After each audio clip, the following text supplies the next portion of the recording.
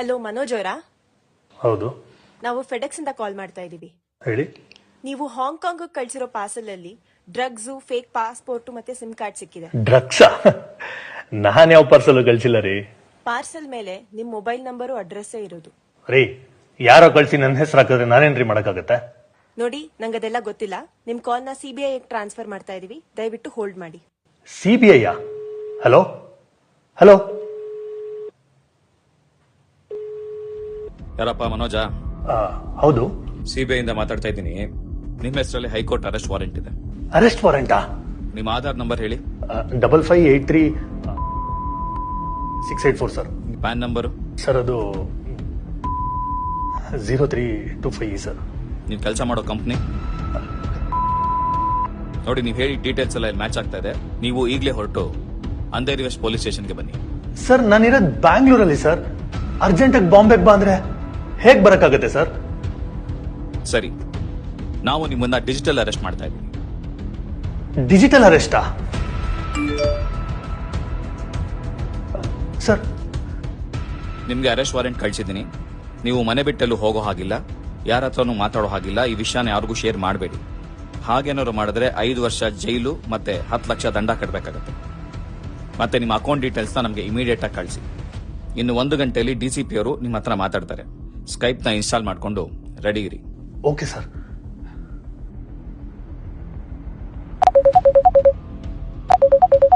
ಏನಪ್ಪ, ನೀನೇನಾ ಮನೋಜು? ಹೌದು ಸರ್. ನಿನ್ ಡೀಟೇಲ್ಸ್ ಎಲ್ಲ ಚೆಕ್ ಮಾಡಿದೀವಿ. ಸಿಕ್ಕಿರೋ ಪಾಸ್ಪೋರ್ಟು, ಡ್ರಗ್ಸು ಎಲ್ಲ ನಿಂದೆ ಅಂತ ಕನ್ಫರ್ಮ್ ಆಗಿದೆ. RBI ರಿಪೋರ್ಟ್ ಕೊಟ್ಟಿದ್ದಾರೆ ನಿನ್ನ ಅಕೌಂಟಲ್ಲಿ ಮನಿ ಲಾಂಡ್ರಿಂಗ್ ಆಗಿದೆ ಅಂತ. ಸೊ ನಿನ್ನ ಡಿಜಿಟಲ್ ಅರೆಸ್ಟ್ ಮಾಡೋಕ್ಕಾಗಲ್ಲ, ಫಿಸಿಕಲ್ ಅರೆಸ್ಟೇ ಮಾಡಬೇಕು. ಲೋಕಲ್ ಪೊಲೀಸ್ ಹೇಳಿದೀವಿ, ಅವ್ರು ಇನ್ನೇನು ಬರ್ತಾರೆ, ಸಹಕರಿಸಿ. ಸರ್ ಸರ್ ಪ್ಲೀಸ್, ಪೊಲೀಸ್ನವ್ರನ್ನೆಲ್ಲ ಮನೆ ಹತ್ರ ಕಳಿಸ್ಬೇಡಿ ಸರ್. ಮರ್ಯಾದೆ ಪ್ರಶ್ನೆ. ಪ್ಲೀಸ್ ಹೆಲ್ಪ್ ಮಾಡಿ ಸರ್. ಅದೆಲ್ಲ ಆಗಲ್ಲಯ್ಯ, ನಮ್ಮ ಕೆಲಸ ನಮಗೆ ಮಾಡಕ್ ಬಿಡು. Sir please help sir. ಆಯ್ತಯ್ಯ, ನೀ ಹೊರಗಡೆ ಎಲ್ಲೂ ಹೋಗೋ ಹಾಗಿಲ್ಲ. ಮನೆಯಲ್ಲಿ ಒಬ್ಬನೇ ಒಂದು ರೂಮಲ್ಲಿರು. ಯಾವ ಕಾಲು ತಗೋಬೇಡ, ಸ್ಕೈಪು ಆಫ್ ಮಾಡಬೇಡ. ನಾವು ನಿಮ್ಮನ್ನು ಅಬ್ಸರ್ವ್ ಮಾಡ್ತಾ ಇರ್ತೀವಿ. Is it clear? Okay sir.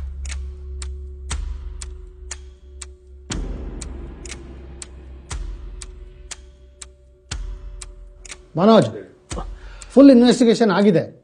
ನೀವು ಇನ್ನೋಸೆಂಟು, ಟ್ರ್ಯಾಪ್ ಆಗಿದ್ದೀರಾ ಅಂತ ಅನ್ನಿಸ್ತಾ ಇದೆ. ಆದರೆ ಮನಿ ಲಾಂಡ್ರಿಂಗ್ ಇನ್ನೂ ಫೈನಲೈಸ್ ಆಗಿಲ್ಲ.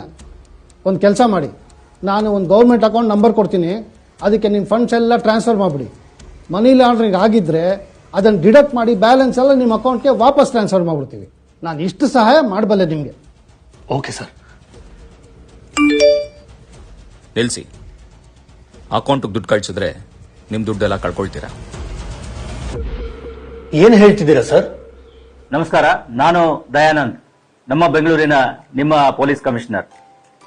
ಇತ್ತೀಚಿನ ದಿನಗಳಲ್ಲಿ ಸೈಬರ್ ವಂಚಕರು ನಿಮ್ಮನ್ನ ವಂಚಿಸಲು ನಿಮ್ಮ ಖಾಸಗಿ ಮಾಹಿತಿಯನ್ನ ಬೇರೆ ಬೇರೆ ಮೂಲಗಳಿಂದ ಪಡೆದುಕೊಂಡು ನಿಮ್ಮನ್ನ VVIP ಕರೆಗಳ ಮೂಲಕ ಸಂಪರ್ಕಿಸಿ ತಾವು ಕೊರಿಯರ್ ಕಂಪನಿಗಳು ಅಥವಾ CBI, ED ಅಥವಾ ಮುಂಬೈ ಪೊಲೀಸ್, ಡೆಲ್ಲಿ ಪೊಲೀಸ್ ಅಂತ ಹೇಳಿ, ನಾರ್ಕೋಟಿಕ್ ಡಿಪಾರ್ಟ್ಮೆಂಟ್ ಅಂತ ಹೇಳಿ ನಿಮ್ಮನ್ನ ನಂಬಿಸಿ ನಿಮ್ಮ ಒಂದು ಯಾರ ಸಂಪರ್ಕವೂ ನೀವು ಬಾರದೆ ಡಿಜಿಟಲ್ ಅರೆಸ್ಟ್ ಮಾಡಿದ್ದೇವೆ ಅಂತ ಒಂದು ಬೆದರಿಕೆಯನ್ನು ಹಾಕಿ, ನಂತರ ನೀವು ಮನಿ ಲಾಂಡ್ರಿಂಗ್ ನಲ್ಲಿ ಅಥವಾ ಡ್ರಗ್ ಸಪ್ಲೈನಲ್ಲಿ ಅಥವಾ ಇತರ ಕಾನೂನು ಬಾಹಿರ ಚಟುವಟಿಕೆಗಳಲ್ಲಿ ಭಾಗಿಯಾಗಿದ್ದೀರಿ ಅಂತ ಹೇಳಿ ನಿಮ್ಮನ್ನ ಹೆದರಿಸಿ ನಿಮ್ಮಿಂದ ಬೇರೆ ಬೇರೆ ಬ್ಯಾಂಕ್ ಖಾತೆಗಳಿಗೆ ಹಣವನ್ನ ವರ್ಗಾವಣೆ ಮಾಡಿಕೊಂಡು ಮೋಸ ಮತ್ತು ವಂಚನೆ ಮಾಡ್ತಾ ಇರತಕ್ಕಂಥದ್ದು ಕಂಡು ಬಂದಿದೆ.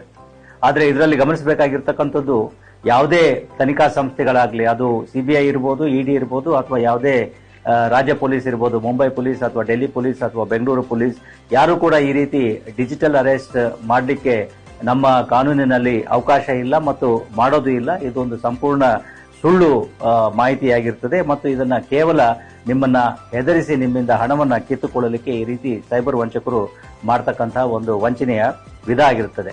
ಆದ್ರಿಂದ ನೀವು ಯಾವುದೇ ಈ ರೀತಿಯ ಕರೆಗಳನ್ನ ನೀವು ಸ್ವೀಕರಿಸಿದ್ದೇ ಆದಲ್ಲಿ, ಯಾರಾದರೂ ಈ ರೀತಿ ನಿಮ್ಮನ್ನ ಈ ಕಾನೂನು ಬಾಹಿರ ಚಟುವಟಿಕೆಗಳು ನೀವು ತೊಡಗಿದ್ದೀರಿ ಅಂತೇಳಿ ಹೆದರಿಸಿ ನಿಮ್ಮನ್ನ ಡಿಜಿಟಲ್ ಅರೆಸ್ಟ್ ಮಾಡತಕ್ಕಂತಹ ಒಂದು ಸನ್ನಿವೇಶ ಉದ್ಭವ ಆಗದಲ್ಲಿ ತಕ್ಷಣವೇ ಆ ಕರೆಯನ್ನ ಕಟ್ ಮಾಡಿ ನೇರವಾಗಿ 1930ಗೆ ಕಾಲ್ ಮಾಡಿ ಎಲ್ಲ ಮಾಹಿತಿಗಳನ್ನ ನೀಡಿದ್ರೆ ಅವರು ಇದ್ರ ಮೇಲೆ ಕ್ರಮ ಕೈಗೊಳ್ಳುತ್ತಾರೆ. ಅಥವಾ ನೀವು ಸ್ಥಳೀಯ ಪೊಲೀಸ್ ಠಾಣೆಗೆ ಹೋಗಿ ಅಲ್ಲಿಯೂ ಕೂಡ ಇದರ ಬಗ್ಗೆ ಮಾಹಿತಿಯನ್ನ ನೀಡಬಹುದಾಗಿದೆ.